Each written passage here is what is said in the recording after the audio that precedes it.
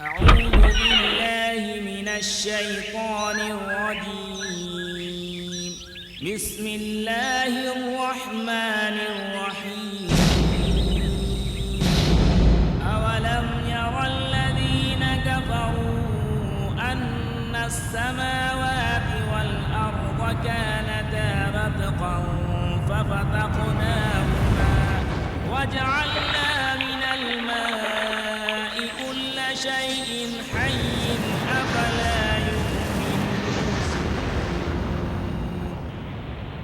وهو الذي خلق السماوات والأرض بالحق ويوم يقول كن فيكون قوله الحق. هو الذي خلق لكم ما في الأرض جميعا لقد خلقنا الإنسان في أحسن تقويم وجعلناكم شعوبا وقبائل لتعارفوا إن الإنسان لربه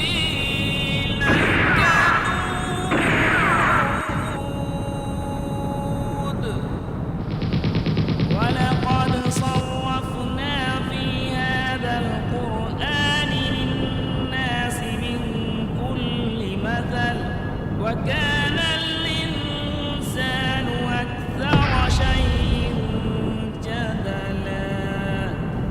ولتكن منكم أمة يدعون إلى الخير ويأمرون بالمعروف وينهون عن المنكر وأولئك هم المفلحون. ومن أحسن قولا ممن دعا إلى الله وعمل صالحا وقال إنني من المسلمين. Today, peace to humanity has been seeded through Dr. Zakir Naik. After hearing a lecture, our misbelief about Islam and Muslims vanished today. Dear brothers and sisters, today is an excellent evening, I can say. It's really an eye-opener to all Hindus. I do agree with Dr. Zakir Naik as far as his thoughts are concerned, as far as one God is concerned.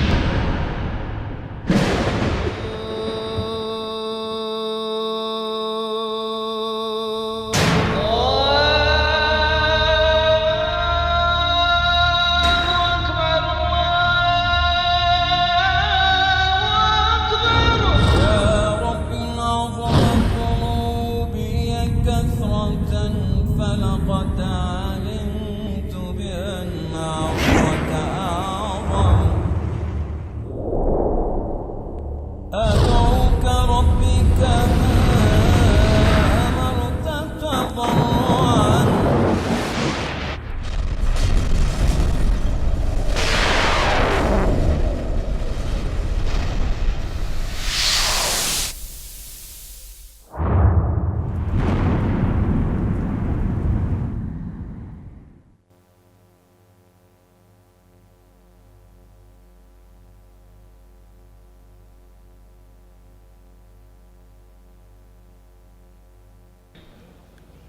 I would like to introduce Dr. Zakir Naik, the President of the Islamic Research Foundation.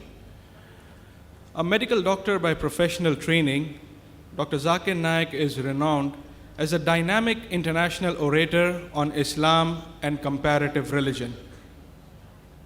Dr. Zakir clarifies Islamic viewpoints and clears misconceptions about Islam using the Quran, authentic hadith, and other religious scriptures as a basis in conjunction with reason, logic, and scientific facts. He is 38 years old. He is popular for his critical analysis and convincing answers to challenging questions posed by audiences after his public talks. In the last 7 years, Dr. Zakir Naik has delivered more than 700 public talks in the USA, Canada, UK, Saudi Arabia, UAE, Kuwait, Qatar, Bahrain, Australia, South Africa, Botswana, Malaysia, Singapore, Hong Kong, Thailand, Guyana, South America, and many other countries. In addition to numerous public talks in India. He has participated in several symposia and dialogues with prominent personalities of other faiths. His public dialogue with Dr. William Campbell of USA on the topic, The Quran and the Bible in the Light of Science, held in Chicago, USA on the 1st of April 2000 was a resounding success. Sheikh Ahmad Deedat, the world-renowned orator on Islam and comparative religion, who had called Dr. Zakir Deedat Plus in 1994, presented a plaque in May 2000 with the engraving awarded to Dr. Zakir Abdul Karim Naik for his achievement in the field of da'wah and the study of comparative religion. Son, what you have done in 4 years, he said, had taken me 40 years to accomplish. Alhamdulillah. Dr. Zakir Naik appears regularly on many international TV channels in more than 150 countries of the world. He is regularly invited for TV and radio interviews. More than 100 of his talks, dialogues, debates, and symposia are available on video cassettes, video CDs, and audio cassettes. He has authored several books on Islam and comparative religion. Brothers and sisters, I present before you on the unique subject, similarities between Hinduism and Islam, Dr. Zakir Naik.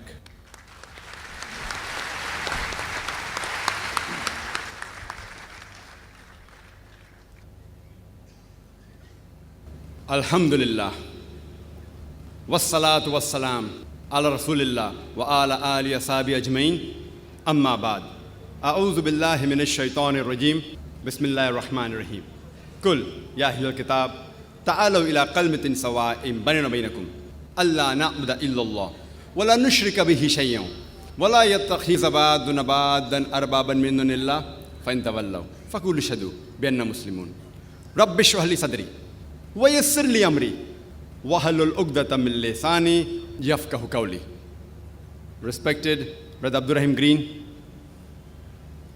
Brother Zakir Ahmed, Brother Ashraf Muhammadi, my respected elders, and my dear brothers and sisters, I welcome all of you with the Islamic greetings. Assalamu alaikum wa rahmatullahi wa barakatuh. May peace, mercy, and blessings of Allah subhanahu wa ta'ala, of Almighty God, be on all of you. The topic of this evening's talk is similarities between Hinduism and Islam. I started my talk by quoting a verse from the glorious Quran, from Surah Al-Imran, chapter number 3, verse number 64, which says, Kul, ya ahlal kitab, say, O people of the book, ta'alaw ila qalmatin sawa'in bainana bainakum, come to common terms as between us and you. Which is the first term? Allah na'budu illallah, that we worship none but Allah.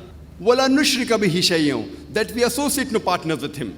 Wala yattakhidha ba'duna ba'dan arbaban min dunillah, that we erect not among ourselves lords and patrons other than Allah. Fa in tawallaw, if then they turn back, faqulu shadu, say ye bear witness, bi anna muslimun, that we are Muslims, bowing our will to Allah subhanahu wa ta'ala, to Almighty God.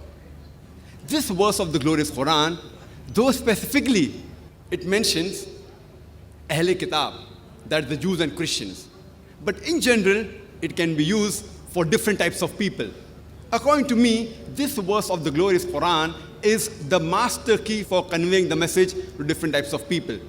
for coming on a common platform. Allah says, Ta'alaw ila kalmatin sawa'im bainana bainakum. Come to common terms as between us and you. Which is the first term? Allah na'budu illallah. That we worship none but one Almighty God. Wala nushrika bihi shay'an. That we associate no partners with Him. In order to understand any religion, it is not appropriate to try and understand a religion by observing what the followers of that religion do. Because many a times, the followers themselves are not aware about their own religions and about the scriptures. Therefore, the best and the most appropriate method of understanding any religion is to try and understand the authentic sources, the authentic scriptures of that religion. If we have to understand Hinduism, we have to understand the authentic sources, the authentic sacred scriptures of Hinduism. And the most sacred scripture in Hinduism are the Vedas. The Vedas are followed by the Upanishads, by the Itihas, Ramayana, Mahabharata, Bhagavad Gita, by the Puranas, Manusmriti, etc. So if we understand the Veda and the other Hindu scriptures, we shall understand Hinduism in the correct perspective. If we have to understand Islam, we have to understand the sacred scriptures of Islam, that is, the glorious Quran, which is the last and final revelation of Allah subhanahu wa ta'ala, of Almighty God, to the last and final messenger, Prophet Muhammad, peace be upon him. And in order to understand the Quran, the supplementary source in Islam is the Sunnah of the Prophet, the authentic ahadith, the authentic saying of the last and final messenger, Prophet Muhammad, peace be upon him. So if we have to understand Islam, we have to understand the glorious Quran and the authentic sayings of Prophet Muhammad, peace be upon him. Before we discuss the similarities between Hinduism and Islam, let us understand the definition of Hinduism and Islam. The word Hindu, it has a geographical significance and refers to the people living beyond the river Sindhu, or people living in the land watered by river Indus. And the historians, they say that this word Hindu was first used by the Persians who came into India through the northwestern passes of Himalaya. And historians also say that this word was used by the Arabs to describe the Indians.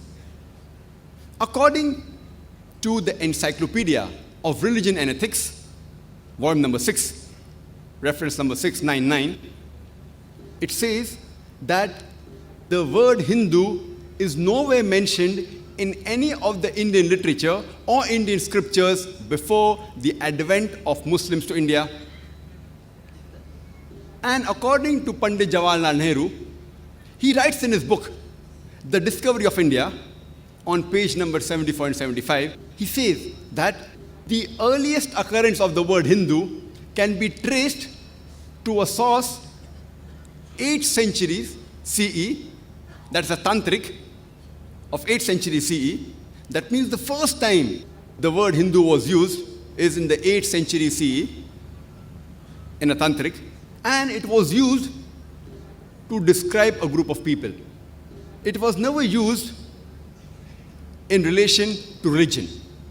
The use of the word Hindu in relation to a religion is of late occurrence, according to Pandit Jawaharlal Nehru. The word Hinduism is derived from the word Hindu, and it was first used by the Englishmen, the Britishers, in the 19th century to describe the group of religious beliefs and practices of the people of India.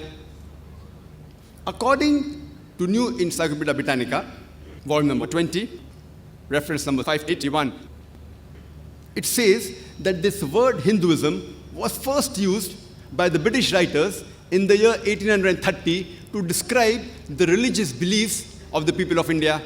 So this word Hinduism is given by the Englishman. That's the reason the Hindu scholars, they say that Hinduism is a misnomer. the right word used should be the Sanatan Dharma, that means the eternal religion, or it should be called as the Vedic Dharma, that is the religion of the Vedas. And according to Swami Vivekananda, who is a great scholar of Hinduism, he too says that the word Hinduism is a misnomer. The right word should be a Vedantist, the follower of Vedas. So in short, the word Hindu has a geographical significance. Its usage in relation to religion is of late occurrence. And the word Hinduism is coined by the Englishman, which is nowhere to be found in any of the Indian scriptures earlier. It came into existence only lately. The Hindu scholars say the right word should be Sanatan Dharma, Vedic Dharma, or Vedantist, but all of these words are not to be found in the Hindu scriptures. Let us understand the meaning of the word Islam. Islam comes from the Arabic word salam, which means peace. It is also derived from silm, which means to submit your will to Almighty God. So Islam, in short, means peace acquired by submitting your will to Almighty God. And this word occurs in the glorious Quran and several authentic ahadith of the Prophet. It's mentioned several places in the Quran, including Surah Al-Imran, chapter 3, verse number 19, and Surah Al-Imran, chapter number 3, verse number 85. The word Muslim means a person who submits his will to Almighty God. And this too occurs several times in the authentic hadith and several places in the glorious Quran, including Surah Al-Imran, chapter 3, verse 64. There's a misconception that Islam is a new religion which came into existence 1400 years back, and Prophet Muhammad, peace be upon him, was the founder of this religion. In fact, Islam is there since time immemorial, since man set foot on the earth. And Prophet Muhammad, peace be upon him, is not the founder of the religion of Islam, but he is the last and final messenger of Almighty God. In this talk of mine on similarities between Hinduism and Islam, I will not be speaking about those similarities which are known by almost all the followers of both the religions.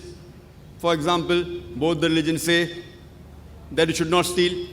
Both the religions say that you should speak the truth, that you should not lie. Both the religions say that you should be kind, that you should not be cruel. In fact, today, I'll be speaking about those similarities between Hinduism and Islam, which is not commonly known by most of the followers of the religion, except a few who are well versed with the scriptures. So let us discuss the similarities between Hinduism and Islam. The glorious Quran says in Surah Baqarah, chapter number 2, verse number 177, it says, "It is not righteousness that you turn your face to the east or west, but it is righteousness that you believe in Allah, that you believe in the last day, that you believe in the angels, you believe in His books, and you believe in His messengers." There's a hadith mentioned in Sahih Muslim, volume number 1, in the book of Iman, chapter number 2, hadith number 6. A person approaches Prophet Muhammad, peace be upon him, and asks him, "What is Iman?" The Prophet replies that Iman is having faith in Allah, Almighty God, in His angels, in His books, in life after death, and in His messengers, and in destiny, in Qadar. So basically, there are 6 pillars of Iman in Islam. The first is believing in God. Number 2, in His angels. Number 3, in His books. Number 4, in His messengers. Number 5, in the hereafter, that is life after death. And number 6, in Qadar, that is destiny. So let us discuss the similarities between Hinduism and the pillars of Iman in Islam. The first is the concept of God. Let us understand what is the concept of God in Hinduism. If you ask a common Hindu that how many gods does he believe in, some may say 3, some will say 10, some will say 100, some will say 1,000, while others may say 33 crores, 330 million. But if you ask a learned Hindu who's well versed with the scriptures, he will tell you that the Hindus should believe and worship only one Almighty God. But the common Hindu, he believes in a philosophy known as pantheism. The common Hindu says that everything is God. The tree is God, the sun is God, the moon is God, the human being is God, the snake is God. What we Muslims say, everything is God's. G-O-D with an apostrophe S. Everything belongs to God. The tree belongs to God, the sun belongs to God, the moon belongs to God, the human being belongs to God, the snake belongs to God. So the major difference between the common Hindu and the common Muslim is the common Hindu says everything is God. We Muslims say everything is God's. G-O-D with an apostrophe S. The major difference is only the apostrophe S. If we can solve this difference, of apostrophe S, the Hindus and the Muslims will be united. How do you do it? Ta'alaw ila kalmatin sawa'in bainana bainakum. Come to common terms as between us and you. Which is the first term? Allah na'budu illallah. That we worship none but one Almighty God. Let us try and understand what the Hindu scriptures have to speak about Almighty God in Hinduism. Amongst the Hindu scriptures, one of the sacred scriptures are the Upanishads. It's mentioned in the Chandogya Upanishad, chapter number 6, section number 2, verse number 1. It says, Ekkam evidityam.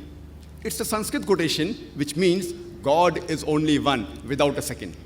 It's mentioned in the Shvetashvatar Upanishad, chapter number 6, verse number 9. Na chasya kasij, janita na chadipa. Of him there are no lords. He has got no master. Almighty God has got no parents. He has got no mother. He has got no father. He has got no superior. It's mentioned in the Shvetashvatar Upanishad, chapter number 4, verse number 19. Na tasya pratima asti, which means of him there is no likeness. Almighty God has got no likeness. It's mentioned in the Shvetashvatar Upanishad, chapter number 4, verse number 20. Almighty God is imageless. No one can see him with his eyes. No one can see his form with these eyes. And amongst the Hindu scripture, the most popular is the Bhagavad Gita. It's mentioned in Bhagavad Gita, chapter number 7, verse number 20. All those whose intelligence has been stolen by material desires, they worship demigods. Bhagavad Gita, chapter number 7, verse number 20 says that all materialistic people, they worship demigods, including idols. And amongst the Hindu scriptures, the most sacred are the Vedas. It's mentioned in Yajurveda, chapter number 32, verse number 3. Na tasya pratima asti. Of him, there are no images. Almighty God has got no images. He is unborn. Only he should be worshipped. It's mentioned in Yajurveda, chapter number 40, verse number 8. Almighty God is imageless and pure. It's mentioned in Yajurveda, chapter number 40, verse number 9. Andhatma pravishanti ya asambhuti upaste. Andhatma means darkness, pravishanti means entering, and asambhuti means the natural things like fire, water, air. So Yajurveda chapter number 40 verse number 9 says, they are entering darkness, those who worship the natural things like fire, water, air, etc. And the verse continues, they are entering more in darkness, those who worship the sambhuti, that is the created things like table, chair, idols, etc. It's further mentioned in the Atharva Ved, book number 20, hymn number 58, verse number 3. Dev Maha Asi. Verily, great is Almighty God. And amongst the Vedas, the most sacred is the Rig Veda. It's mentioned in Rig Veda, book number 1, hymn number 164, verse number 46. Ekkam Sat Vipra Bahuda Vedante. Truth is one, God is one. Sages call him by a variety of names. And the same message that God is one and sages call him by a variety of names is repeated in Rig Veda, book number 10, hymn number 114, verse number 5. And Rig Veda alone, in book 2, hymn number 1, gives no less than 33 different attributes to Almighty God. One amongst them is mentioned in Rig Veda, book number 2, hymn number 1, verse number 3, is Brahma. Brahma is called the creator. If you translate into Arabic, it means Khalik. We Muslims have got no objection if someone says Almighty God is Khalik or creator. But if someone says Almighty God is creator, who has got 4 heads and on each head is a crown, we Muslims take strong exception to it. Moreover, you are going against Svetasvatara Upanishad, chapter number 4, verse number 19, which says, Na tasya pratima asti, of him there is no likeness. The other attribute given in Rig Veda, book number 2, hymn number 1, verse number 3, is Vishnu. Vishnu is called the sustainer. It means the cherisher. If you translate into Arabic, it is somewhat similar to Rabb. We Muslims have got no objection if someone calls Almighty God as Rabb, sustainer, or cherisher, or Vishnu. But if someone says sustainer is Almighty God, who is relaxing on a couch of snakes, traveling in the sea, or flying in the air on the bird Garuda, who has 4 hands, one right hand is the chakra, the discus, the left hand he has the conch, we Muslims take strong objection to it. Moreover, you are going against Yajurved, chapter number 32, verse number 3, which says, Na tasya pratima asti. Of him there are no images. Almighty God has got no images. It's further mentioned in Rig Veda, book number 8, hymn number 1, verse number 1, Ma chadanadi sansad. Praise him alone. He alone deserves worship. It's mentioned in Rig Veda, book number 6, hymn number 45, verse number 16. Ya ek it mushtihi. Praise him alone. He alone deserves worship. And the Brahma Sutra of Hinduism is Ekam Braham Dyuta Naste. Nehna Naste Kinchan. Bhagwan ek hi hai, dusra nahi hai. Nahi hai, zara bhi nahi hai. There is only one God, not a second one. Not at all, not at all, not in the least bit. So if you read the Hindu scriptures, you shall understand the concept of God in Hinduism. Let's understand the concept of God in Islam. The best reply that any Muslim can give you regarding the concept of God in Islam is quote to you Surah Ikhlas, chapter number 112, verse number 1 to 4, which says, Qul huwallahu ahad. Say, He is Allah one and only. Allah Hussamad, Allah the absolute and eternal, Lam Yalid Walam Yulad. He begets not, nor is begotten. Walam yakul lahu kufuwan ahad. There is nothing like him. This is a 4-line definition of Almighty God given in the glorious Quran. Any person says so and so candidate is God, if that candidate fits in this 4-line definition, we Muslims have got no objection in accepting that candidate as God. And this is exactly what is also mentioned in the Hindu scriptures, the same 4 points. The first is, Qul huwallahu ahad. Say He is Allah one and only. Same as Chandogya Upanishad, chapter number 6, section number 2, verse number 1, which says, Ekkam evidityam. God is only one, without a second. The second point, Allahu Samad. Allah, the absolute eternal. Same thing which you mentioned in Bhagavad Gita, chapter number 10, verse number 3, that Almighty God is the supreme Lord of all the worlds. Point number 3. Lam yalid walam yulad. He begets not, nor is begotten. The same thing which is mentioned in Svetasvatara Upanishad, chapter number 6, verse number 9, that Almighty God has got no parents, He has got no master, He has got no mother, He has got no father. And the fourth is, Walam yakul lahu kufuwan ahad. There is nothing like Him. The same which is mentioned in Svetasvatara Upanishad, chapter number 4, verse number 19, and Yajurved, chapter number 32, verse number 3, which says, Na tasya pratima asti. Of him, there is no likeness. There is nothing like him. So if any person says so and so candidate is God, if that candidate fits in this 4-line definition, which is mentioned in the glorious Quran in Surah Ikhlas, or the Hindu scriptures, we Muslims have got no objection in accepting that candidate as God. For example, there are many people who consider Bhagwan Rajneesh to be God. During question and answer time, one of the Hindu brothers said that we Hindus don't believe him to be God. I know, I never said that the Hindus believe him to be God. I said some people believe him to be God. I have read the Hindu scriptures. Nowhere do the Hindu scriptures say that Bhagwan Rajneesh is God. But yet, there are many people who consider Bhagwan Rajneesh to be God. So let us put this Bhagwan Rajneesh to the test of Surah Ikhlas and the verses of the Hindu scriptures. The first is, Qul huwallahu ahad. Say He is Allah one and only. Ekam evidityam. God is only one without a second. Was Rajneesh one and only?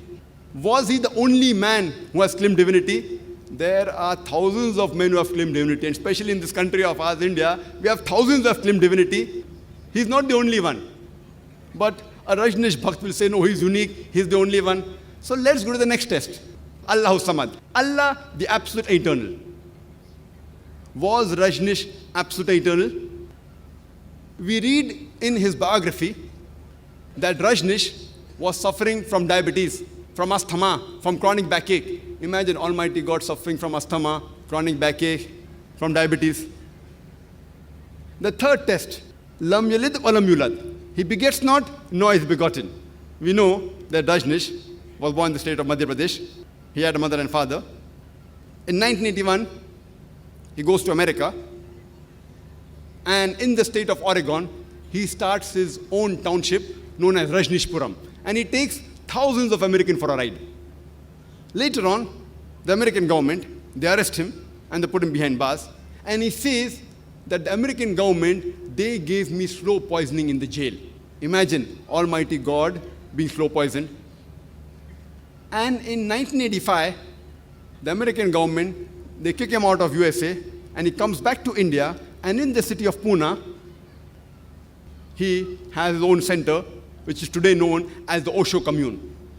And if you go to his center, Osho Commune, it's mentioned on his tombstone, Bhagwan Rajneesh, Osho Rajneesh, never born, never died, but visited the earth from the 11th of December 1931 to the 19th of January 1990.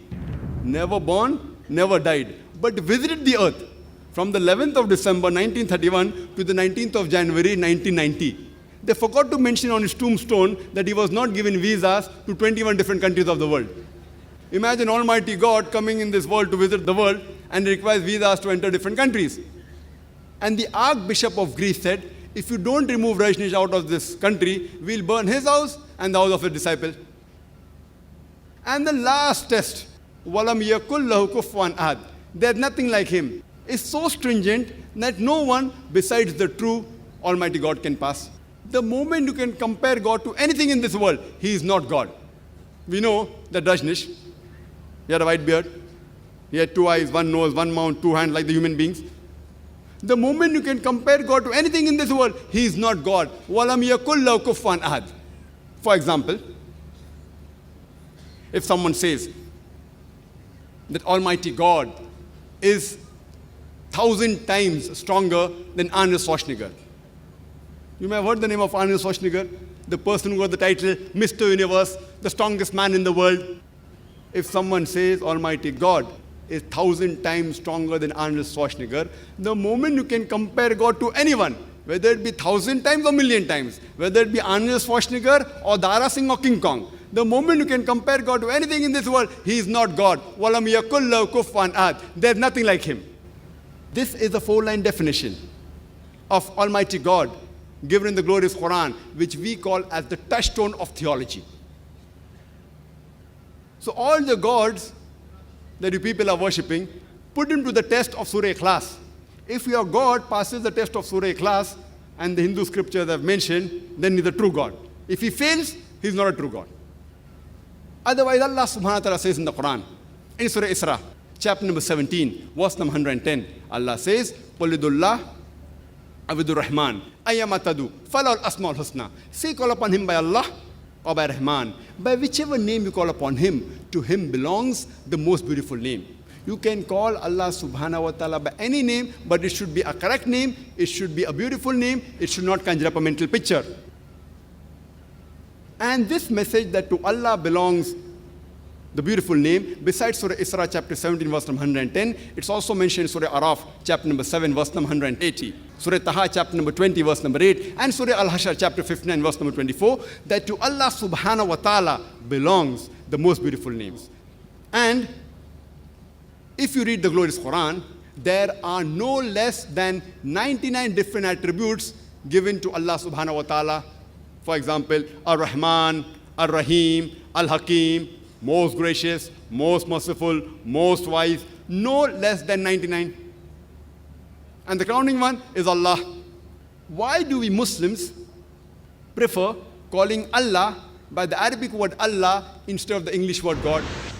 Because a person can play mischief with the English word God, which you cannot do with the Arabic word Allah. For example, if you add S to God, it becomes gods. That's plural of God.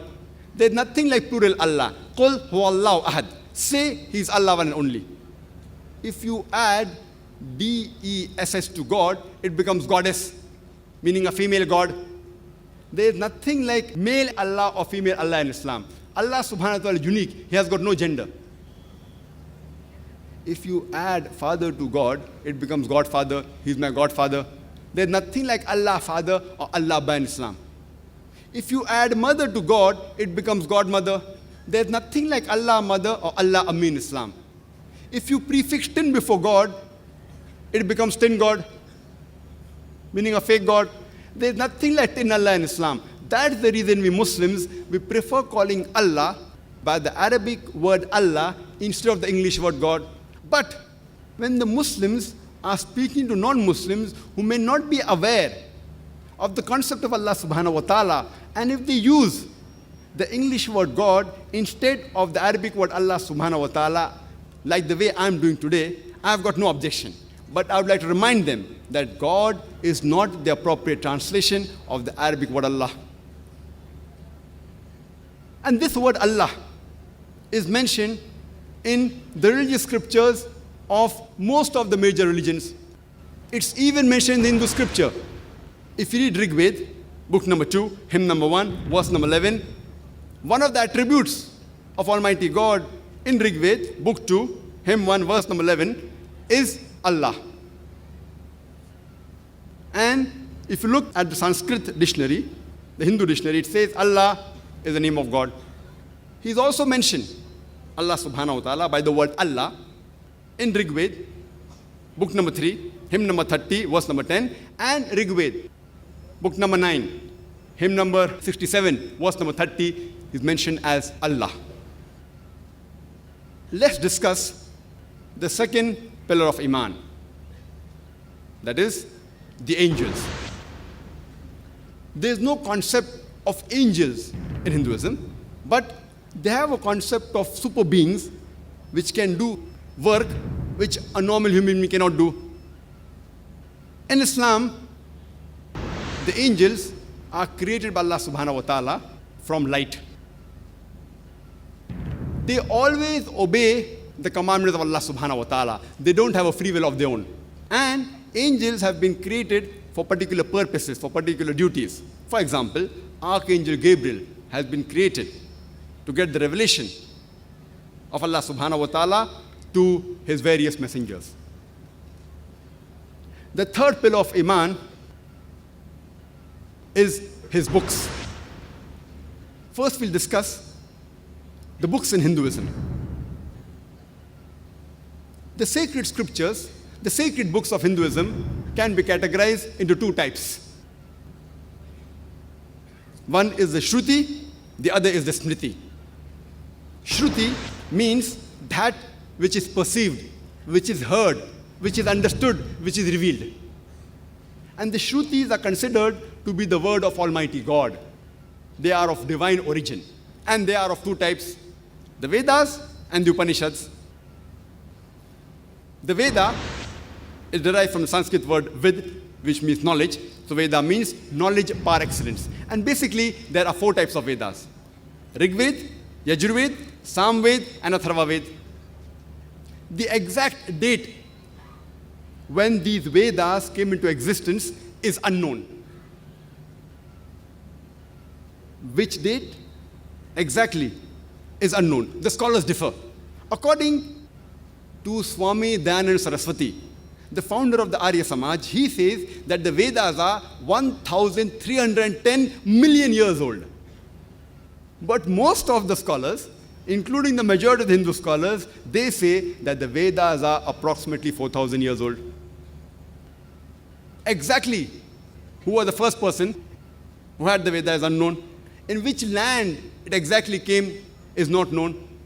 Who was the rishi who wrote it or to whom it was revealed is unknown. In spite of all these things, yet the Hindus believe that the Veda is the word of God and it is the most sacred amongst all the Hindu scriptures. The next in authority are the Upanishads. There are more than 200 Upanishads. The Indian culture puts a number of 108. And principal amongst them, some say 10, some say 12, and Radhakrishnan has mentioned 18 principal Upanishads. He's compiled them in his book. The other type of sacred books are the Smriti. Smriti means that which is remembered, the memory. And the Smriti are less sacred as compared to the Shruti, and they are not considered to be of divine origin. They are not the word of Almighty God, but they are written by human beings. And mainly they contain the rules and regulation how a human being should lead his life, and also called as Dharma Shastra. Among the Smriti, we have the Itihas, the two great epics which all of us know, most of the Indians know. One is the Ramayana, which deals with the story of Sri Ram, which most of the Indians know.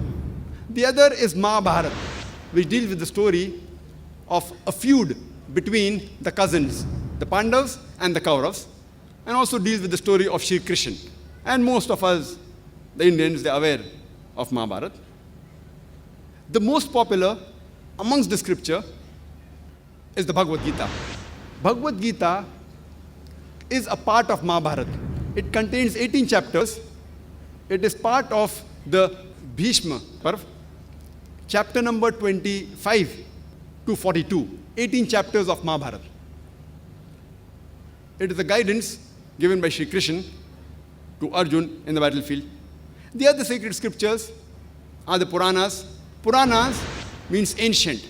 In Hindi we say Purana hai, Purana, ancient. So Puranas means ancient. It's very popular, and Maharishi Vyas has compiled 18 voluminous Puranas. It deals with the stories of gods and deities and deals with the story of the creation of the universe. Principal amongst the Purana is the Bhavishya Purana, talking about the future. There are various other Hindu scriptures. We also have the Manusmriti, the law of Manu, and various other scriptures. But the most sacred amongst all the scripture, Hindu scripture, is the Veda. If anything contradicts with the Veda has to be followed. It is number one in authority. Let's discuss the books in Islam. Allah says in the Quran, in Surah Rad, chapter number 13, verse number 38, Allah says, وَلِكُلِّ أَجْلٍ كِتَابٍ. In every age have we revealed a book. Almighty God has sent several revelations. But the last and final revelation is the glorious Quran, which was revealed to the last and final messenger, Prophet Muhammad, peace be upon him. And all the revelations, the previous revelations before the Quran, was sent only for a particular group of people and was supposed to be followed till a particular time period. But the last and final revelation, the glorious Quran, was not revealed only for the Muslims or the Arabs, it was revealed for the whole of humankind.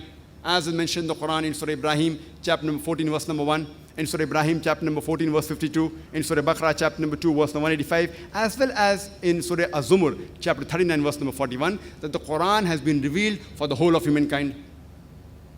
This is the most sacred amongst the scriptures of Islam. Number one, it is the word of Almighty God. And supplementary to the glorious Quran, the word of Allah subhanahu wa ta'ala, is the authentic sayings, the Sahih Hadith of the last and final messenger, Prophet Muhammad, peace be upon him. The authentic Hadith will never contradict the Quran. There will never be a conflict between the authentic Sahih Hadith and the glorious Quran. These two are the sacred scriptures, books in Islam. Let's discuss the fourth pillar of Iman, that is the messengers. First, we'll discuss the messengers in Hinduism. The common Hindus, they believe in avatar. Avatar is a Sanskrit word derived from av, meaning down, and tra, meaning Passover. So avatar means coming down or descending down. And according to Oxford Dictionary, it says that in Hindu mythology, avatar means descending of a revered soul or a deity on this earth in bodily form. So the common Hindu, he believes that avatar is Almighty God becoming a human being and coming in this world. And the common Hindu believes that Almighty God becomes a human being, becomes an avatar, so that he could fight against unrighteousness and he can protect his religion. He comes down on the face of the earth to set the rules for the human beings, the do's and don'ts, and to guide them. And this concept they get from a verse of Bhagavad Gita, chapter number 4, verse number 7 and 8, which says, Yada yada hi dharmasya glanir bhavati bharata abhyutanam dharmasya tatatman sajjayameham, which is a very common verse recited in the beginning of Mahabharata serial, which means that whenever there is decay of righteousness, O Bharata, and rise of unrighteousness, I manifest myself. Verse number 8 says, to protect the good and to destroy the wicked, to establish the righteousness, I manifest myself in every age. Sambhavami yuge yuge. In every age I manifest myself. This concept of avatar is also repeated in Bhagavad Purana, Khand 9, Adhyay 24, Shloka 56. It says that whenever there is rise of unrighteousness and waxing of sinfulness, I incarnate myself. Almighty God incarnates himself. So this concept of avatar, Almighty God becoming a human being, which most commonly is understood by the Hindus, is nowhere to be found anywhere in the Vedas. The avatar is not mentioned anywhere in the Vedas, which are the most sacred of all the Hindu scriptures. And the Hindu scholars, they say, many of the Hindu scholars who are pure Vedantists, who purely believe in the Vedas, they say that the Sanskrit word avatar is a possession of Almighty God. It is possessive. It cannot refer to Almighty God himself. It can refer to Almighty God sending a man. So these scholars, they say that we have no objection Almighty God sending a man in this world. And if you read the Vedas, there are mention of several rishis who Almighty God has sent in this world to guide the human beings. Let's discuss the concept of messengers in Islam. Allah says in the Quran, in Surah Fatir, chapter number 35, verse number 24, وَإِم مِّنْ أُمَّةٍ إِلَّا خَلَا فِيهَا النَّذِيرٌ. There is not a nation or a tribe without a warner having lived among them in the past. Allah says in Surah Rad, chapter number 13, verse number 7, وَلِكُلِّ قَوْمٍ هَادٍ. And to every nation have we sent a warner. There are several messengers sent on the face of the earth. But the last and final messenger was Prophet Muhammad, peace be upon him. And it's mentioned in Surah Ahzab, chapter number 33, verse number 40. مَا كَانَ مُحَمَّدٌ أَبَا أَحَدٍ مِّن رِجَالِكُمْ وَلَٰكِنَّ رَسُولَ اللَّهِ وَخَاتَمَ النَّبِيِّينَ وَكَانَ اللَّهُ بِكُلِّ شَيْءٍ عَلِيمًا. Prophet Muhammad, peace be upon him, is not the father of any of you men, but he is the messenger of Allah subhanahu wa ta'ala and the seal of the prophets. And Allah is all-knowing, full of knowledge. Since Prophet Muhammad, peace be upon him, was the last and final messenger, unlike the previous messengers who were sent only for their people, and the message was meant to be followed in totality only for a particular time period. Since Prophet Muhammad was the last and final messenger, he was not sent only for the Muslims or the Arabs.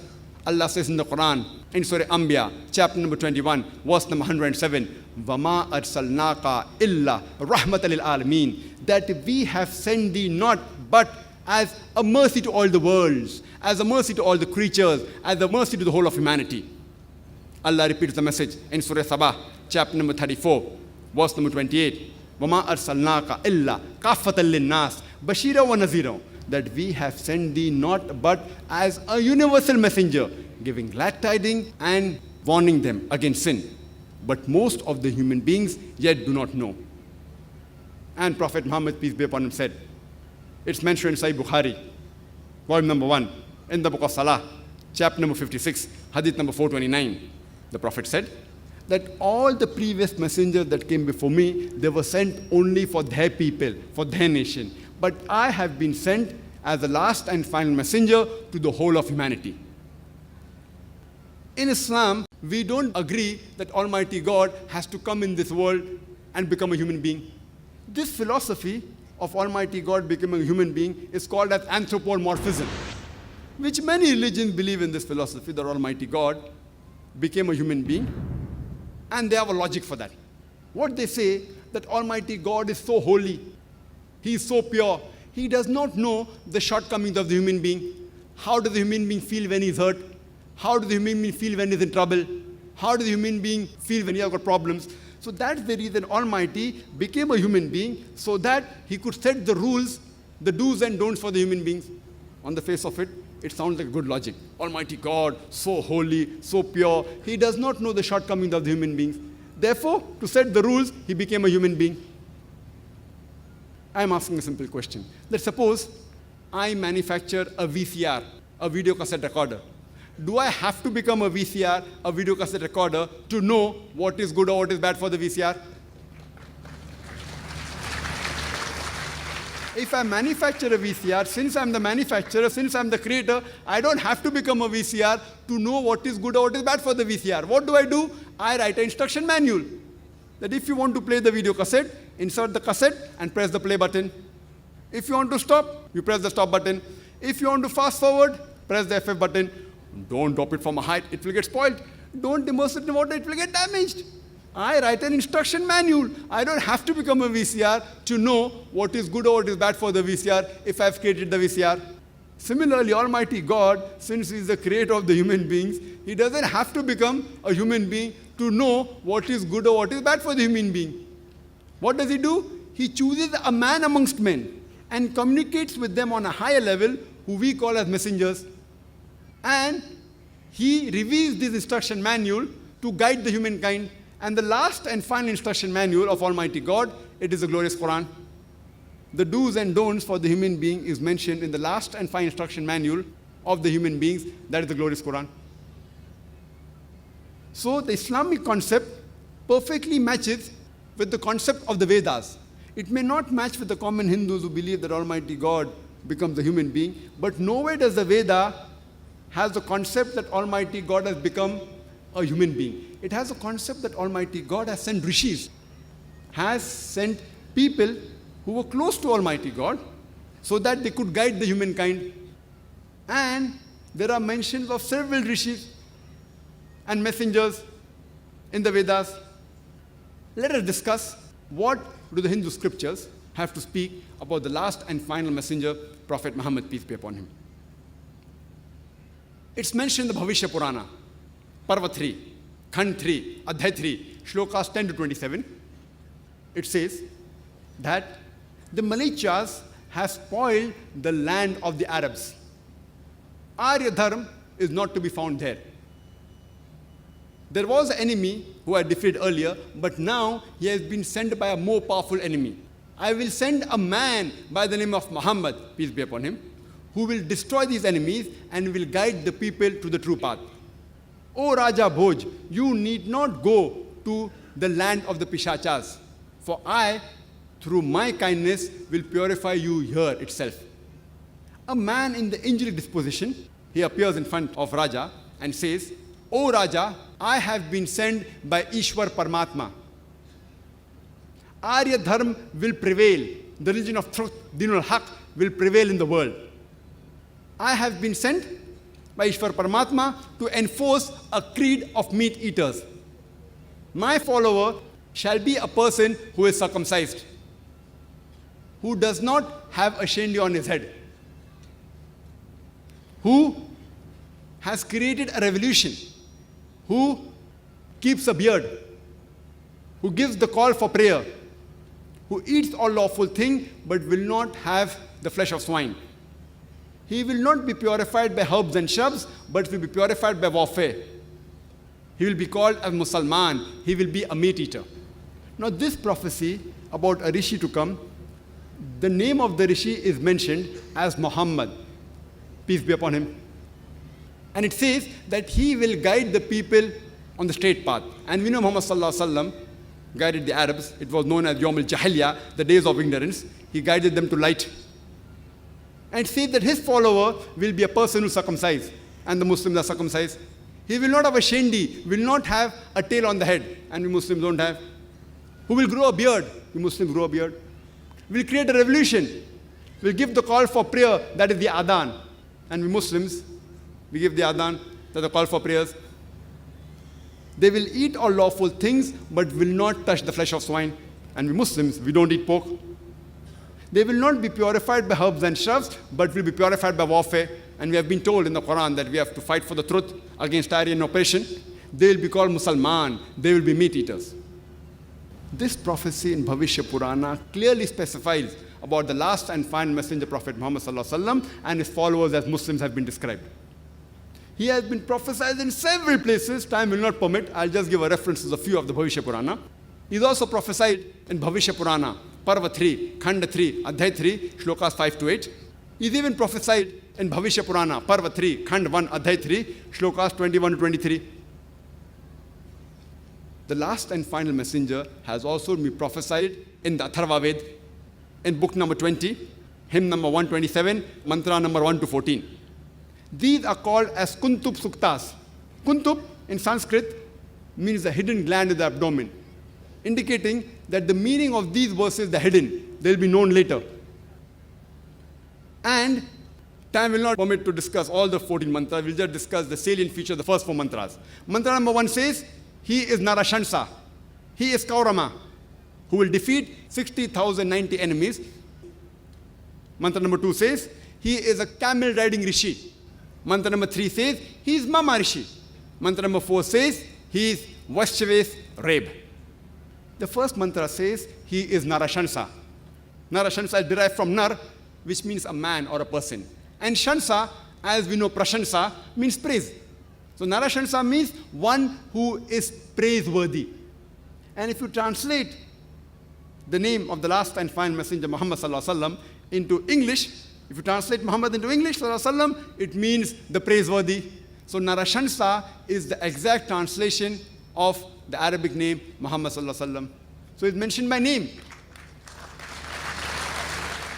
Further it says that he is Kaurama. One of the meaning of Kaurama in Sanskrit is Prince of Peace. And the Prophet Muhammad sallallahu alaihi wasallam was the Prince of Peace. The other meaning is an immigrant. And Muhammad sallallahu alaihi wasallam migrated from Makkah to Medina. He was an immigrant. First mantra also says he will defeat 60,090 enemies.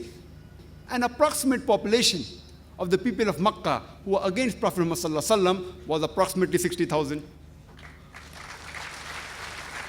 Mantra number 2 says, he will be a camel riding Rishi. No Indian Rishi, no Brahman will ever ride a camel. Because according to Manusmriti, chapter number 11, verse number 202, it says, a Brahman is forbidden to ride a donkey or a camel. So this indicates it cannot be an Indian Rishi. Mantra number 3 says, he is Mama Rishi. Mama comes from Maha, meaning great Rishi. And some of the other scriptures also say, he is Muhammad Rishi. Mantra number 4 says, he is Reb. Reb means one who praises. And the other name of Muhammad sallallahu alaihi wasallam was Ahmad sallallahu alaihi wasallam, which if you translate into English, it means the one who praises. So even his other name, that is Ahmad, translated into Sanskrit, Reb, is mentioned in the Atharva Ved. So these mantras, Kuntub Suktas, they clearly specify no one but the last and final messenger, Prophet Muhammad sallallahu alaihi wasallam. I will just mention a few other prophecies. There are several. Muhammad sallallahu alaihi wasallam has even been prophesied in Atharva Ved, book number 20, hymn number 21, verse number 6. It says that Akaru, he will defeat 10,000 enemies without a fight. It is talking about Battle of Ahzab, the Battle of Khandaq, chapter number 33 in the Quran. And Karu in Sanskrit means the one who prays, which is another translation of the second name of Muhammad sallallahu alaihi wasallam, Ahmad, the one who praises. It says this person, one who praises, that is Ahmad, he will defeat 10,000 enemies without a fight. And we know in the Battle of Khandaq, the enemies were approximately 10,000 in number, and the battle was won without a fight taking place. He's also prophesied in Atharva Ved, book number 20, hymn number 21, verse number 7. It says that the Abandhu, he will defeat 60,090 enemies and the 20 chiefs. Abandhu in Sanskrit again means one who praises. That is the translation of the name Muhammad sallallahu alaihi wasallam. It also says that he'll be an orphan. And we know today from history that there were approximately 20 chiefs of Makkah which were defeated by Muhammad sallallahu alaihi wasallam, and the population of Makkah against the Prophet was approximately 60,000. This prophecy is also repeated in Rig Ved, book number 1, hymn number 53, verse number 9. But the Sanskrit word is Sushrama. Sushrama in the Sanskrit dictionary, again, it means one who praises, which is the translation of the name Muhammad sallallahu alaihi wasallam. There are various prophecies. Time will not permit us to go into the detail. He is also prophesied in the Sam Ved, in Uttarchik, mantra number 1500. It says that Ahmad has been given the eternal law. He is mentioned by name also as Ahmad sallallahu alaihi wasallam. He has been given the eternal law, that is the glorious Quran, that is the Sharia. But if you read the translation of this verse, because Ahmad is an Arabic word, they could not translate it, so they thought it was Ahmati. And and Mati in Sanskrit means my father. So it says, my father has given me eternal law. So the translation, if you read it, differs, but the original script mentions the word Ahmad. And the word Ahmad is even mentioned in other places in Hindu scriptures, including Sam Ved, Indra, chapter number 2, mantra 152. He is even mentioned as Ahmad in Yajur Ved, chapter number 31, verse number 18. In Rig Ved, book number 8, hymn number 6, verse number 10.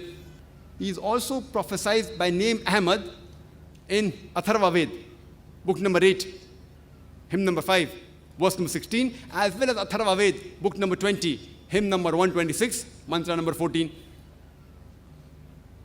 Prophet Muhammad sallallahu alaihi wasallam, besides being mentioned as Ahmad, one of his names, he is also mentioned as Narashansa in several places in the Hindu scriptures. And as I mentioned earlier, that Narashansa is derived from Nar, which means a man or person, and Shansa, which means Prashansa, praiseworthy. So Narashansa means a person who's praiseworthy. That is exact translation of the name of the last and final messenger Muhammad sallallahu alaihi wasallam into English. He is mentioned by Narashansa several places in the Hindu scriptures. In Rig Ved, book number 1, hymn number 13, verse number 3. Rig Ved, book number 1, hymn number 18, verse number 9. Rig Ved, book number 1, hymn number 106, verse number 4. Rig Ved, book number 1, hymn number 142, verse number 3. Rig Ved, book number 2, hymn number 3, verse number 2. Rig Ved, book number 5, hymn number 5, verse number 2. Rig Ved, book number 7, hymn number 2, verse number 2. Rig Ved, book number 10, hymn number 64, verse number 3. Rig Ved, book number 10, hymn number 182, verse number 2. Yajur Ved, chapter number 21, verse number 31. Yajur Ved, chapter number 21, verse number 55. Yajur Ved, chapter number 20, verse number 37. Yajur Ved, chapter number 20, verse number 57. Yajur Ved, chapter number 28, verse number 2. Yajur Ved, chapter number 28, verse number 19. Yajur Ved, chapter number 28, verse number 42. You can keep on quoting only the references where Prophet Muhammad, peace be upon him, has been mentioned by name as Narashansa in several places in the Hindu scriptures. You can give a talk for days together only on prophecies of Muhammad sallallahu alaihi wasallam in the Hindu scriptures. I will just mention one more last prophecy about the Kalki avatar. And he's been prophesied as Kalki avatar in the Bhagavad Purana, Khand 12, Adhyay 2, Shlokas 18 to 20. It says that he will be born in house of Vishnu Yas. a noble-souled Brahmin who's the chief of the village of Sambhala. And he will be called as the Kalki. Mantra number 19 and 20 says that he will be the supreme lord of the worlds. He will be given supernal knowledge and character and will be given 8 special characteristics, 8 special qualities. He will be given a steed, a horse, by the angels, and he will ride a horse carrying a sword in his hand. And he will defeat the enemies and will be helped by the angels. He further prophesies in Bhagavad Purana, Khand 1, Adhyay 3, Shlokas 25, that he will be born in the Kal Yuga. This Kalki Avatar will be born in Kal Yuga, in which the kings will behave like robbers. And he'll be born in the house of Vishnu Yas and will be called as Kalki. Same Kalki Avatar is even mentioned in the Kalki Purana in chapter number 2, verse number 4, which says that he will be born in the house of Vishnu Yas. Kalki Purana, chapter number 2, verse number 5 says, he will be helped by 4 companions in spreading his religion. Kalki Purana, chapter number 2, verse number 7, it says that he'll be helped by the angels in the battlefield.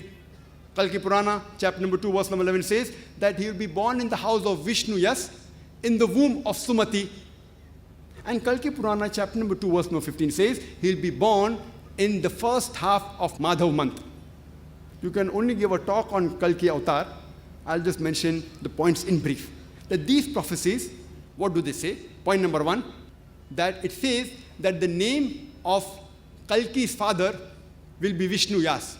Vishnu Yas, if you translate, means the worshipper of Vishnu, worshipper of God. And the name of Muhammad Sallallahu Alaihi Wasallam's father was Abdullah, which also means worshipper of Allah, worshipper of God. Point number 2, the name of the mother of Kalki Avatar will be Sumati. Sumati, if you translate into English, it means peace. And the name of Muhammad Sallallahu Alaihi Wasallam's mother was Amina, which if you translate into English means peace. Further says that he will be born in the village by the name of Sambhala. Sambhala, if you translate, means a place of serenity and peace. And similarly, Muhammad Sallallahu Alaihi Wasallam was born in Makkah. It was known as the Darul Aman, the place of peace and serenity. So it is also mentioned that he'll be born in Makkah. It further says he'll be born in the house of the chief of Sambhala, house of the chief of Makkah, which we know Muhammad Sallallahu Alaihi Wasallam was born. That he was born in the house of the chief of Makkah, born in the Quraysh family. It further says that he will be born on the 12th day of the first half of the month of Madhav. And we know Muhammad Sallallahu Alaihi Wasallam was born in the first half of the lunar month of Rabbi Awwal, on the 12th day. This prophecy that he was born on the 12th day of Madhav is the same as 12th day of Rabbi Awwal. Further it says that this Kalki Avatar, he will be a final messenger. Exactly what was mentioned in the Quran in Surah Ahzab, chapter number 33, verse number 40, where it says, مَا كَانَ مُحَمَّدٌ أَبَا أَحَدٍ مِّن رِجَالِكُمْ وَلَٰكِنَّ رَسُولَ اللَّهِ وَخَاتَمَ النَّبِيِّينَ وَكَانَ اللَّهُ بِكُلِّ شَيْءٍ عَلِيمًا. Which means that Prophet Muhammad, peace be upon him, is not the father of any of you men, but is the messenger of Allah, and he is the seal of the prophets, the final messenger. Allah is all-knowing, full of knowledge. Further it says that this Kalki Avatar, he will get knowledge from Parsuram, that's from Almighty God, in a mountain. And we know Muhammad Sallallahu Alaihi Wasallam, the first revelation he got in Gara Hira, Jabal Nur, the Mount of Nur, in Gara Hira. And prophecy further says that he will go towards north and come back. And we know Muhammad Sallallahu Alaihi Wasallam migrated from Makkah northwards toward Medina, and he came back to Makkah victoriously. Further it says that this Kalki Avatar, he will be an example to the whole world. He'll have an impeccable character. As Allah says in the Quran, in Surah Qalam, chapter number 68, verse number 4, that verily thou art standeth on the highest standard of character. It's further mentioned he'll be given 8 special qualities. And in Kalki Purana and Bhagavad Purana, the 8 qualities mentioned is wisdom, self-control, respectable lineage, revealed knowledge, valor, charity, gratefulness, and measured speech. And the Prophet Muhammad Sallallahu Alaihi Wasallam was known for all these 8 qualities. Furthermore, it's mentioned he will be a teacher of the world, as Allah says in the Quran, in Surah Sabah, chapter 34, verse number 28, وَمَا أَرْسَلْنَاكَ إِلَّا كَافَّةً لِلنَّاسِ بَشِيرًا وَنَذِيرًا, that we have sent thee not but as a universal messenger, giving glad tidings and warning them against sin. But most of the human beings, they do not know. It further says that this Kalki Avatar, he will be given a steed by Almighty God. And we know Muhammad Sallallahu Alaihi Wasallam was given the Buraq, by which he did the Mi'raj, that the ascension to the heavens. It further says this Kalki Avatar will ride a horse and will carry a sword. And we know Muhammad Sallallahu Alaihi Wasallam, he took part in most of the battles, most of them which are fought in self-defense. And even though he was a leader, he physically took part, he rode the horse, and he even caught the sword in the right hand.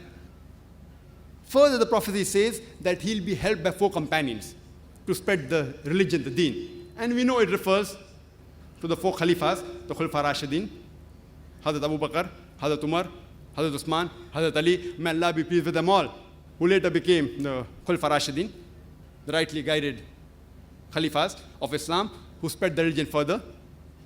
It also says that this Kalki Avatar will defeat the enemy and guide the people to the right track. And we know Muhammad Sallallahu Alaihi Wasallam defeated the enemies, and he guided the Arabs from Yawm al-Jahiliyyah, the age of ignorance. He guided them to the true path. And the final point mentioned is that he will be helped by the angels in the battlefield. And we know Muhammad Sallallahu Alaihi Wasallam was helped by angels in several battles, including the Battle of Badr, which is mentioned in the Quran in Surah Al-Imran, chapter number 3, verse 123 to 125, as well as Surah Anfal, chapter number 8, verse number 8 and 9.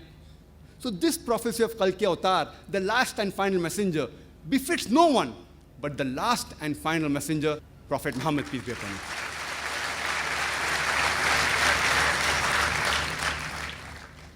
The 5th pillar of Iman is life after death, till hereafter. First, we'll discuss the life after death in Hinduism and then Islam. The common Hindu, or most of the Hindus, they believe in the cycle of birth, death, rebirth, known as the samsara. It's also called as the theory of reincarnation or transmigration of soul. And this philosophy of samsara, it came about because the scholars, they could not justify that how could Almighty God be unjust, that some human beings are born wealthy, some human beings, they are born poor, some human beings, they have been given health, some have got diseases. So Almighty God cannot be unjust. Therefore, they came with this philosophy of samsara, based on the verse of Bhagavad Gita, chapter number 2, verse number 22. It says that as a human being, he changes and throws away the old clothes and wears new clothes. Similarly, the soul throws away the old material body and puts on the new body. A similar message is given in Bhain Hankar Upanishad, part 4, chapter number 4, verse number 3.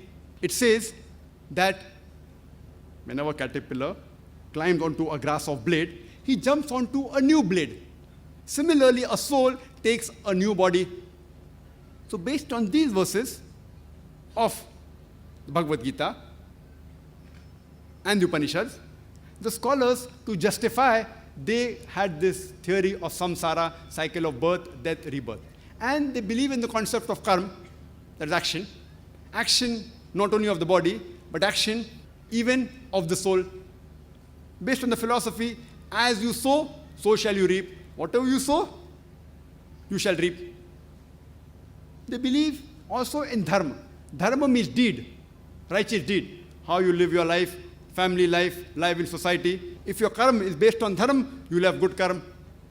And they also believe in moksha, that is nirvana. That is ultimate salvation from the cycle of birth, death, and rebirth. If you have no deeds in which you can be reborn, you get moksha. Now, this philosophy, they say that a human being is born handicapped, is born with diseases, maybe because in his previous birth, he did some evil deeds, therefore he's being punished in this world. So this philosophy came up to justify that Almighty God cannot be unjust. But if you read the Vedas, nowhere do the Vedas speak about the cycle of birth, death, and rebirth. Nowhere do they speak. Nowhere in the Vedas is the concept of samsara there. What it does mention is the punarjanam. Punar in Sanskrit means next or again, and janam means birth. So punarjanam means next birth or next life. The right translation of punarjanam is next life. It doesn't mean life, death, life, death, life. That doesn't mean cycle of death and life. Punarjanam, if you translate Sanskrit into English, it means next life. So Vedas have got no problem in agreeing next life.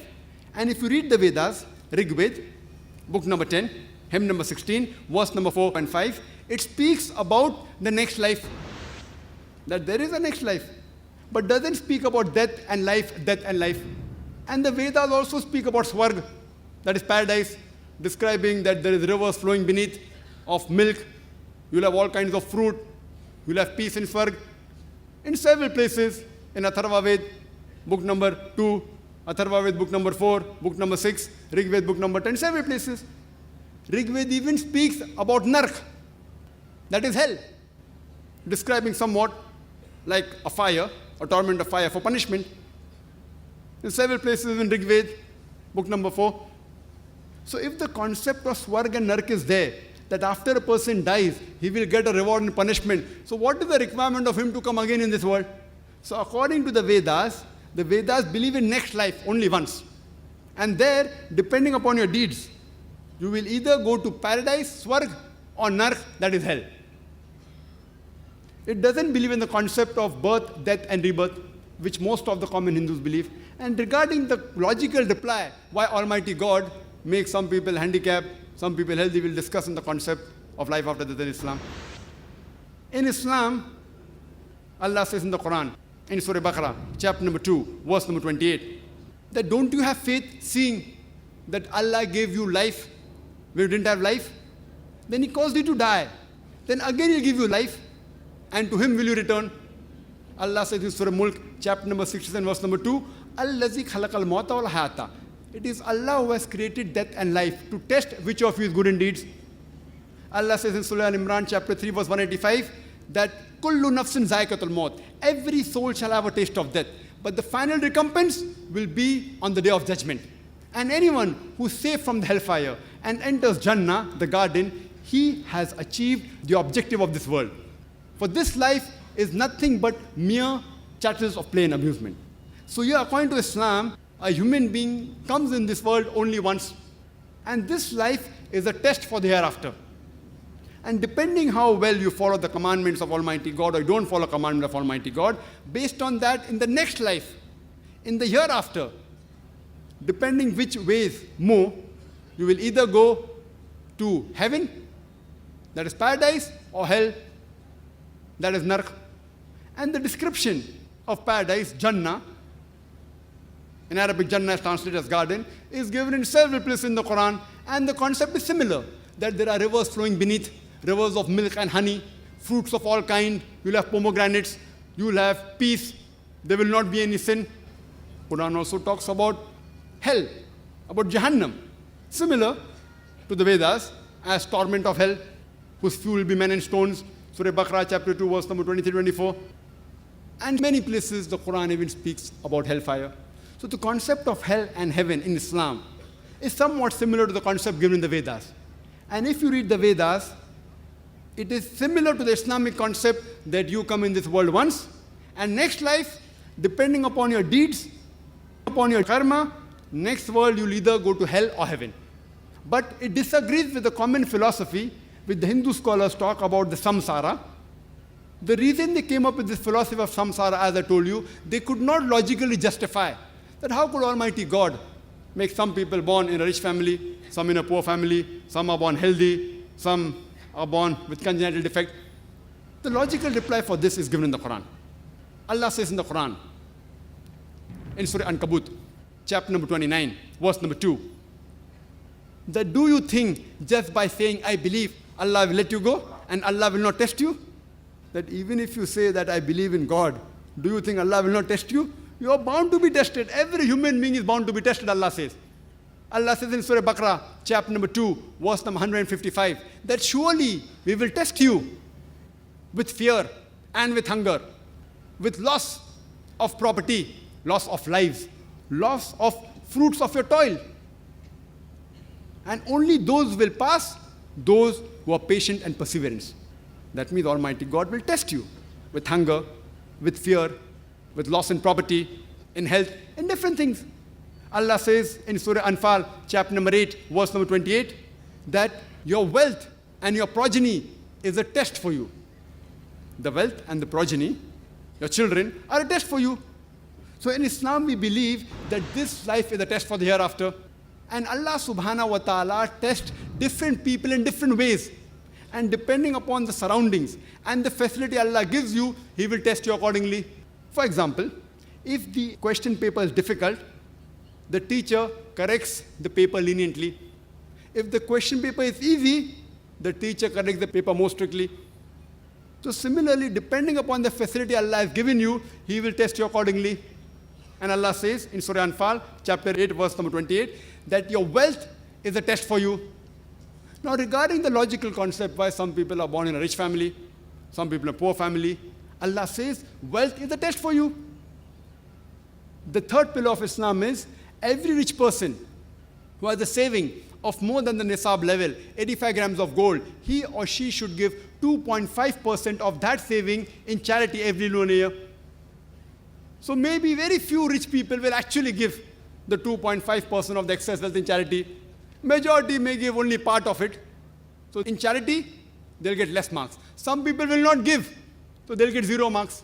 For a poor man who has a saving of less than 85 grams of gold, he doesn't have to give zakat. So in zakat, he get full marks. We think, bichara, garib admi, poor man. Allah says, wealth is a test for you. And a prophet said, it is difficult for a rich man to enter Jannah. So wealth is a very difficult test.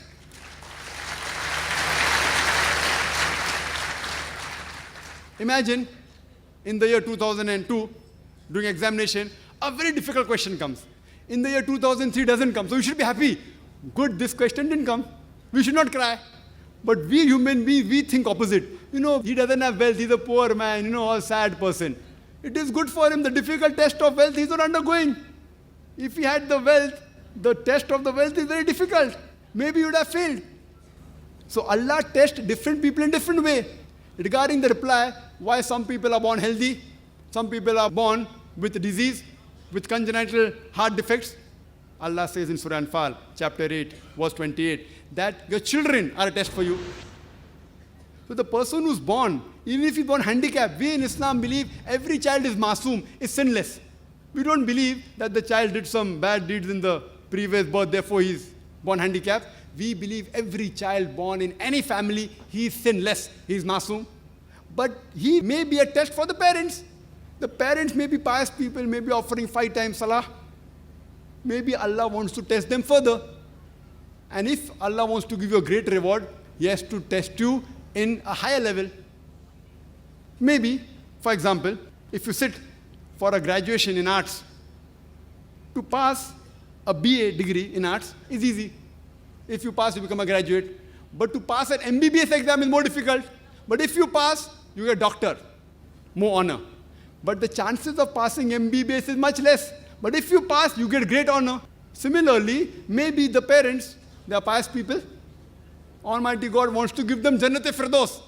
Allah wants to test them. That after giving handicapped children, yet do they believe in Almighty God or not? So Allah subhanahu wa ta'ala tells different people with health, with disease, with wealth, with poverty. All these are tests of Allah subhanahu wa ta'ala. And it is Allah subhanahu wa ta'ala who tells different people in different ways. That's the reason there are differences in the human being. It is not because Almighty God is unjust. He is testing different people with different ways. And depending upon the facility He has given you, He will reward and punish you accordingly. So this answers a logical concept which the scholars could not realize. The 6th pillar of Iman is Qadar, it's destiny. In Hinduism also they believe that Almighty God destines things in the human being. And similarly in Islam, we believe Almighty God has destined where a person is born, when will he die, etc. And whether he'll be born in a rich family or a poor family. It is the prerogative of the teacher to set the question paper. What question she wants, she will give you. And you have to answer accordingly. You cannot say, okay, I don't want this question, I want that question. So Allah subhanahu wa ta'ala destines people with certain things, where you will be born, when you will be born, you'll have wealth or not, whether you'll have health or poverty, when you will die. And after this has been destined, whether do you follow the commandments given by Almighty God in the final revelation, that is a test for the hereafter. This is known as destiny. This was in brief regarding the pillars of Iman in Islam and the similarities in Hinduism. Time will not permit us to discuss the various similarities. We'll just discuss a few other similarities which are not known by the common Muslims and the Hindus, that it exists in both the religions. Allah says in the Quran, in Surah Ma'idah, chapter number 5, verse number 90, Allah says, Ya ayyuhallazina amanu, O you believe, innamal khamru wal maisuru, most certainly intoxicants and gambling, wal anzabu wal azlamu, dedication of stones, divination of arrows, rushtum min amali shaitan, these are Satan's handiwork. Fashtanibu lakum tuflihun, abstain from this handiwork that you may prosper. Here Allah is telling us that intoxicants, gambling, fortune telling, idol worship, these are Satan's handiwork. Abstain from this handiwork that you may prosper. These messages are also repeated in the Hindu scriptures. If you read Manusmriti, chapter number 9, verse number 235, it prohibits the drinking of alcohol. It says that a priest killer, a liquor drinker, a thief, a violator of his guru's marriage bed, all these four people, and individually, they commit major sins. And a few verses later, Manusmriti chapter number 9, verse number 238, gives the punishment for these people. It says that these miserable men, no one should eat with them. No one should sacrifice for them. No one should read to them. No one should marry them. They should wander throughout the earth, excommunicated from all the religions. The punishment for having alcohol in Hinduism is that no one should eat with him. No one should read to him. No one should sacrifice for him. No one should marry him. He should be excommunicated from all the religions and wander throughout the earth. Even this punishment is not mentioned in Islam for a liquor drinker. Next, it further says in Manusmriti, chapter number 11, verse number 55, it says that a drinker, a priest killer, a person who steals, a person who violates his guru's marriage bed, all these people and all those who associate with him, they commit major sin. Means not only if you drink, if you associate with the drunkard, according to Manusmriti chapter number 11, verse number 55, you are doing a major sin. Manusmriti chapter number 11, verse number 94 says that liquor has been derived from the dirt, from the excreta of rice, and dirt is evil. So a priest, nor a ruler, nor a commoner should drink liquor. There are various places in the Hindu scripture where liquor has been prohibited, including Manusmriti, chapter number 9, verse number 225, Manusmriti, chapter number 7, verse 47, Manusmriti, chapter number 7, verse number 50, Rigved, book number 8, hymn number 2, verse number 12, Rigved, book number 8, hymn number 21, verse number 14. In several places, alcohol, liquor has been prohibited in the Hindu scriptures. Now, second point, mentioned Surah Ma'idah, chapter number 5, verse number 90 was, Ya ayyuhallazina amanu, innamal khamru wal maisuru, most certainly intoxicants and gambling. Hindu scriptures even prohibit gambling. If you read Rigved, book number 10, hymn number 34, verse number 3, it says a gamester, a gambler, he says that his wife leaves him aloof. His mother hates him. And he says that no one comforts this wretched man. And after a few verses, Rigved, book number 10, hymn number 34, verse number 13, it says that do not play with dice. Rather, cultivate the land. And whatever you earn, be satisfied with that earning. Gambling has also been prohibited in Manusmriti, chapter number 7, verse number 50. It says, drinking, gambling, women, and hunting. All these are 4 major sins in order. Drinking alcohol has also been prohibited in Manusmriti, chapter number 7, verse number 47. In Manusmriti, chapter number 9, verse number 221 to 228. It's also prohibited in Manusmriti, chapter number 9, verse number 258. The third thing, anzabu al-azlamu, dedication of stones, divination of arrows. Idol worship we already discussed earlier. Divination of arrows, fortune telling. It's mentioned in Manusmriti, chapter number 9, verse number 258, that a person who earns his living by telling good things, a soothsayer and a fortune teller, Manusmriti chapter 9, verse 262 says that the king shall punish them according to the severity of their crime. So even fortune telling and soothsaying have been prohibited in Manusmriti, chapter number 9, verse number 258 to 262. Quran further says in Surah Baqarah, chapter number 2, verse number 188. Quran prohibits bribing. Quran says, use not your wealth as a bait for the judges, in order you may eat other people's wealth. Quran prohibits involving in bribe. The same thing is mentioned in Manusmriti, chapter number 9, verse number 258. It says that a person who deals with bribe, a deceiver, a defaulter, all of them, verse 262 says that the king shall punish them according to the severity of the sin. Furthermore, Quran prohibits the eating of pork in no less than 4 different places. Allah says in the Quran, in Surah Baqarah, chapter number 2, verse number 173, Surah Ma'idah, chapter number 5, verse number 3, Surah Anam, chapter number 6, verse number 145, and Surah Nahl, chapter number 16, verse number 115, Hurrimat alaykumul maitatu waddamu walahmul khanzir, wama uhilla li ghayril bi. Forbidden for you for food are dead meat, blood, the flesh of swine, and any food on which any name besides Allah's name is invoked. Quran prohibits, besides other thing, the eating of the flesh of swine. Pork has been prohibited. Pork has also been prohibited in the Hindu scriptures. It's mentioned in the Manusmriti, chapter number 5, verse number 19. It says that a Brahmin, knowingly, if he eats mushroom, if he eats dung heap pig, if he eats onion, a tame cock, or garlic, he shall fall. It's further mentioned in the Vishnu Sutra, chapter number 5, verse number 49, that anyone who sells pork should be punished in the same way. Anyone who sells the forbidden meat, including pork, he should be punished in the same way. That means his opposite hands and legs should be lopped off.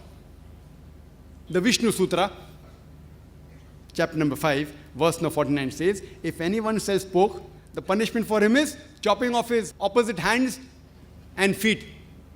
Even this punishment is not mentioned in the Quran. So, the Hindu scriptures are more against not having the flesh of pork as compared to Islamic scriptures. There are many misconceptions in Islam, and people always point a finger that why does Islam subjugate women by keeping her in the veil? And if we analyze that who is to decide what is modest? The Quran says in Surah Nur, chapter number 24, verse number 30, say to the believing man that he should lower his gaze and guard his modesty. That whenever a man looks at a woman, any brazen thought comes in his mind, he should lower his gaze. Next verse, Surah Nur, chapter number 24, verse number 31 says, say to the believing woman that she should lower her gaze and guard her modesty, and display not her beauty except what appears ordinary of, and draw her veil over the bosom, and display not her beauty except in front of her father, her husband, her son, then a big list of mahram is given. Basically, there are 6 criteria for hijab, which is given in the Quran and the Hadith. The first is the extent. For the man, it's from navel to the knee. For the woman, the complete body should be covered. The only part that can be seen are the face and hands up to the wrist. There are many scholars who say that even this should be covered. The remaining 5 criteria are the same. The second is the clothes they wear, it should not be tight so that it reveals the figure. Third, it should not be transparent. Fourth, it should not be so glamorous so that it attracts the opposite sex. Fifth, it should not resemble and be a sign of the unbeliever. And sixth, it should not resemble that of the opposite sex. Similarly, if you read Hindu scriptures, it's mentioned in Rig Ved, book number 8, hymn number 33, verse number 19. It says Brahma has made you a dame, made you a lady. So therefore, cast down your eyes and do not look up. Put your feet together and let not your garment reveal what your veil conceals. So according to Rig Veda, book number 8, hymn number 33, verse number 19, it says that the woman should lower the gaze. They should not stare at the opposite sex, and they should wear a veil. Further, it's mentioned in Rig Veda, book number 10, hymn number 85, verse number 30, that it is devilish and not right when a husband, he covers his thighs with the garments of his wife. That means wearing clothes of opposite sex is prohibited in Hinduism. It's further mentioned in Mahavir Charit, Act number 2, page number 71, when Sri Ram, when he sees Parusharam, he tells his wife Sita that Parusharam, he is our elder. You cast thy eyes and draw the veil. So Sri Ram tells his wife Sita that when an elder comes, you should draw the veil and look down. Further, if you read the books of historical records, we find the Indian ladies, many of them wear veils. There are coins in the post-Gupta age showing women, Indian women, wearing a veil and the veil coming up to the shoulders, some up to the arms. Even today, if you go in many Indian villages, we find that women, they cover their head. Some of them even cover their face. So here if we analyze the modesty level of a woman in Islam and Hinduism is the same, that they have to be covered up. Furthermore, people talk about that why does Islam allow a man to have more than one wife? In fact, if you analyze most of the major scriptures, they permit a man to marry as many wives as they wish. If you read Ramayana, the father of Ram, King Dashrath, he had 3 wives. If you read the Vishnu Sutra, chapter number 24, verse number 1, it says a Brahman can have 4 wives. If you read Mahabharata, Krishna had how many wives? 4, 10, 1,000, 10,000. Krishna had 16,108 wives. So when Krishna can have 16,108 wives, so why can't we Muslims have at least 4? Quran says in Surah Nisa, chapter number 4, verse number 3, marry women of a choice in 2s, 3s or 4s, but if you can't do justice, marry only one. In Islam, you are allowed to marry 2, 3 or 4, but if you can't do justice, you can only marry one. But if you can do justice, the maximum you can marry is only 4, you cannot marry beyond that. And the reason why Islam allows polygamy, you can refer to my video cassette, Women's Rights in Islam. In the conclusion of my talk, I would like to mention that if we analyze from history, that the Britishers, when they came to India, the Western philosophy, it influenced the Indian culture. And because of that, the Indian culture was going down. And towards the starting of the 19th century, we have several Hindu reformers. The pioneer amongst them is Raja Ram Mohan Roy, who was born in Bengal in 1772. He learned English, Arabic and Persian. And he wrote a book in 1803 which spoke against idol worship. He believed in a philosophy of the Upanishads that believed in universalism of Upanishad, and he said that Almighty God is one. He has got no images. He spoke against idol worship and said Almighty God did not have avatars. He cannot become a human being. He even spoke against caste system. And when he formed his trust, the Brahmo Samaj, he mentioned in his trust deed, that no graven image, no carving, no sculpture, no statue, no picture, no portrait will enter in this building. And there were many offshoots of Brahma Samaj, but all of them believed in the same philosophy: God is one, God has got no images, idol worship is wrong, God does not become avatar. They were against the caste system. As far as the cycle of samsara was concerned, it was optional. You want to follow, follow. Don't want to follow, don't follow. One among the offshoot of Brahma Samaj was Pratna Samaj, which was founded by Justice Ranade. Justice Ranade in Bombay founded the Pratna Samaj, and there he followed all these principles, but was strictly for the upliftment of the woman and said that the woman should be educated. And a woman who becomes a widow, she should remarry. The other great reformer that we had was Swami Dayananda Saraswati, who founded the Arya Samaj in 875. He believed strictly in the Vedas. And he said that the Hindus should follow only the Vedas. And he strictly said that God is one. God has got no images. He spoke against idol worship. He said God Almighty doesn't have avatars. The other great reformer that most of us are aware is Swami Vivekananda, who founded the Ramakrishna Mission. And he too spoke that we should follow the Vedas. And he said, though 99% of the Vedas have been lost, today we have only 1% of the Vedas, which cannot be accommodated even in a large hall. But he said that we should not call ourselves Hindus, we should call ourselves Vedantists, follow the Vedas. Now if we analyze that the Britishers came a few centuries ago to India to do business. But unfortunately, they looted our country and they had the policy of divide and rule. And they saw to it that there were differences between the Hindus and Muslims so that they could rule. And they even corrupted many of the Indian culture. Because of that, Hinduism went down. And that's the reason that in the early part of the 19th century, there was a surge of Hindu reformers, like Raja Ram Mohan Roy, like Justice Anade. Whatever I've spoken in my talk, all have been picked up from these great scholars. I am just a student of comparative religion. All these things I've spoken of Hinduism is not my own invention. All these have been picked up from these great Hindu reformers, like Raja Ram Mohan Roy, like Justice Anade. I have only, as a student of comparative religion, I verified it. And what I did, whatever they spoke, the references weren't given. I went to the Hindu scriptures and I gave the references. Only thing I did was added the references, nothing else. And all the things I mentioned about Hinduism, it was always backed up with quotation from the Vedas and the other Hindu scriptures. I'm aware Vedas are the most authentic. But the reason I've given quotation from the other scriptures also, because many Hindus, those who believe only in Vedas, even if they remove all the other quotations besides the Vedas, yet my talk will be 100% the same. But there are many Hindus, though they respect the Vedas, but they are more well aware of Bhagavad Gita and the Puranas. So because of that, I've quoted these scriptures also so that they can come closer to the Vedas and come closer to the concept which is established in the Hindu scripture. The Britishers, they had the policy of divide and rule. And unfortunately, even I fell prey to that. I thought, how could Hinduism have similarity with Islam? Impossible. After reading books of these great scholars, these great reformers, and doing research, that's how this talk has come about. But the main reason that these Britishers, they had the policy of divide and rule, our country has got the freedom from the Britishers, but unfortunately yet, we are slaves to the policy of divide and rule.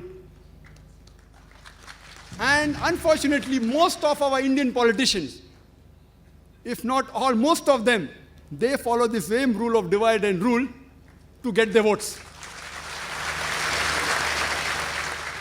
India is the country in the world which has the maximum number of rights. Every day we have more than one right on average. And if you go to the background of these rights, almost all of these rights have been engineered by politicians for the vote bank. There was somebody who told me that the politicians, they add fuel to the fire. I told them, no, he's wrong. I don't agree that the politicians add fuel to the fire. The politicians, they add fire to the fuel. The fuel, most of the time, is constructive. You know, the vehicles run with fuel, factories are working, the fuel makes the construction of a country. They add fire to it and they cause destruction of the country. There was an article that came last month in Times of India in Bombay. It says that according to Japan, in the next 20 years, India will be the superpower of the world. We know that before the Britishers came to India, India was a superpower. Now, if all the Indians, all the Hindus, and all the Muslims, if we go back to our scriptures and follow the established truth of the scriptures, believing in one God, believing in the final messenger, believing life after death, inshallah, India will be a superpower.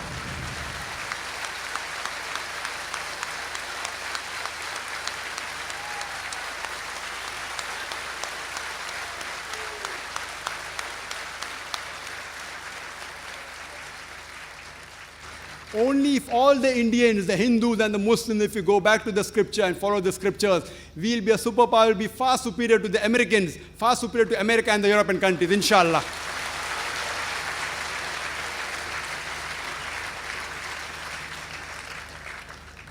It is clearly mentioned in the Vedas. Rig Veda tells us in book number 10, hymn number 71, verse number 4, seeing the words they see not, hearing the words they hear not. You see it's mentioned in the scripture so clearly, yet you see not. You hear the words of the scripture, yet you hear not.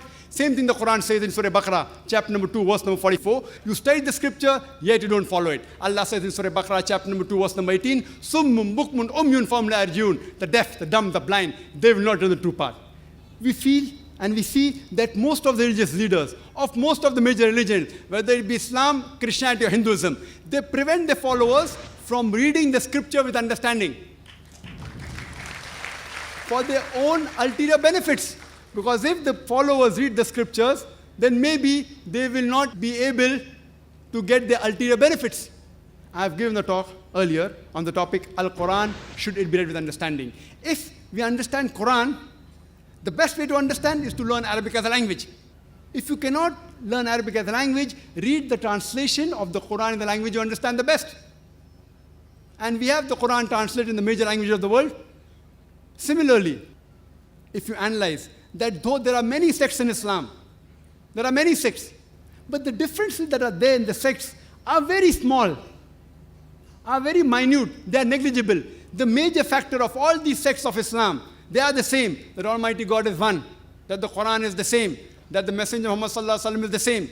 Because the reason is the language in which the Quran was revealed, the last and final revelation, the glorious Quran, the language was Arabic, and today yet Arabic is a living language. That's the reason Sir William Moore was a staunch critic of Islam, yet he mentioned that the book that has maintained purity in the past 12 centuries, he said 200 years ago, is the glorious Quran. Because it was revealed in a language, Arabic, which is a living language. My request to the Indian government and to my dear Hindu brothers and sisters is that you should revive Sanskrit. It's my humble request to the Indian government and my Hindu brothers and sisters. You learn Sanskrit, go back to your scriptures, go back to your Vedas and realize that God is one.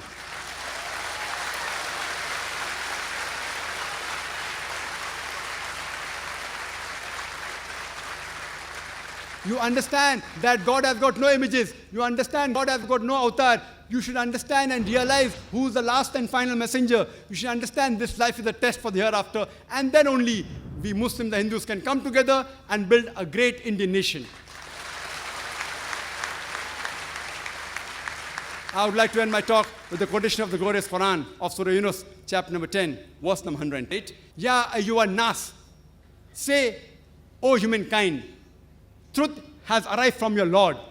Those who receive guidance, they do good for their own souls. And those who go astray, they do it at their own loss. I have not been set up as a manager of affairs over you. Wa akhiru dawana alhamdulillahi rabbil alamin.